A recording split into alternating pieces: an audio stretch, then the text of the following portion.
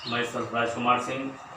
Welcome to 12th AG की class. और आज का सब्जेक्ट है कृषि अर्थशास्त्र। टॉपिक है आर्थिक नियोजन का अर्थ एवं विशेषताएं। आर्थिक नियोजन से तात्पर्य देश के संसाधनों को एकत्र करके एक निश्चित समय में निर्धारित लक्ष्यों को प्राप्त करना होता है। तो कहने का मतलब आर्थिक नियोजन एक ऐसी व्यवस्था होती है, एक ऐसी विधि होती है जिसके अंतर्गत देश के साधनों को ध्यान में रख करके निर्धारित लक्ष्यों को एक निश्चित समय में प्राप्त करने की योजना बनाई जाती है। अब आर्थिक नियोजन की कुछ विशेषताएं होती हैं, जैसे इसमें एक केंद्रीय अधिकारी होता है। तो केंद्रीय स्तर पर एक केंद्रीय योजना अधिकारी होता है। इसका जो भी राज्य सरकार या केंद्र सरकार योजनाएं बनाती हैं, उसका एक केंद्रीय योजना अधिकारी नियुक्त होता है, जिसके दिशा निर्देश में देश के संसाधनों को ध्यान में रख करके जो भी योजनाएं लक्ष्य प्राप्त करने की बनाई जाती हैं, उनको एक निश्चित समय में कैसे पूरा किया जाए, उसका उत्तरदायित्व उनके ऊपर रहता है। दूसरा जो उसकी विशेषता होती है नियोजन की, आर्थिक नियोजन की, वो होती है एक निश्चित उद्देश्य। निश्चित उद्देश्य को लेकर के ही योजना बनाई जाती है, और उस योजना को बनाते समय जिन उद्देश्यों को लेकर के योजना बनाई जाती है, उन उद्देश्यों को किस प्रकार से प्राप्त किया जाए, एक निश्चित समय में उनको कैसे हम सफल बनाएं, उस पर कार्य किया जाता है। तीसरी बात जो होती है, इसमें निश्चित उद्देश्यों के साथ साथ प्राथमिकताओं का निर्धारण होता है।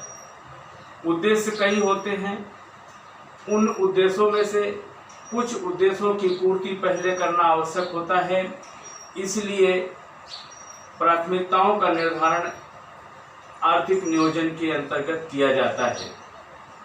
अगली जो विशेषता होती है वो व्यापक क्षेत्र होता है। आर्थिक नियोजन का क्षेत्र बहुत व्यापक होता है।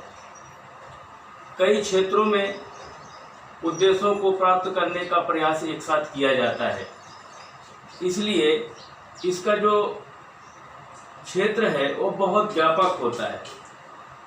निश्चित समयावधि एक इसकी अगली विशेषता होती है आर्थिक नियोजन की, कि एक निश्चित समय में उद्देश्यों को प्राप्त करने का लक्ष्य होता है। जैसे भारत में विभिन्न क्षेत्रों के विकास के लिए पंचवर्षीय योजनाएं प्रारंभ की गई थी, तो उनका भी एक निश्चित समय था कि 5 वर्ष में उसको पूरा किया जाएगा। जो भी बजट किसी भी क्षेत्र में बनाया गया है, उसके अनुसार, योजना के अनुसार उसको प्राप्त करने का काम एक निश्चित समय में होगा। इसी प्रकार दृष्टिकोण जो होता है आर्थिक नियोजन का, वो दीर्घकालीन दृष्टिकोण होता है, लंबे समय का दृष्टिकोण होता है। जो भी योजनाएं बनाई जाती हैं, उसका दीर्घकाल में देश पर कितना अच्छा प्रभाव पड़ेगा, इसका भी ध्यान दिया जाता है। चौमुखी विकास भी इसकी एक विशेषता होती है। आर्थिक नियोजन का एक विशेषता होती है चौमुखी विकास करना, देश का हर क्षेत्र में विकास करना, चाहे वो शिक्षा का क्षेत्र हो, चाहे चिकित्सा का क्षेत्र हो, चाहे कृषि के क्षेत्र हो, चाहे वो सुरक्षा व्यवस्था का क्षेत्र हो। तो चौमुखी विकास करना आर्थिक नियोजन का लक्ष्य होता है। और एक महत्वपूर्ण विशेषता होती है कि सरकारी नियंत्रण होता है। आर्थिक नियोजन पर पूर्ण रूप से सरकारी नियंत्रण होता है।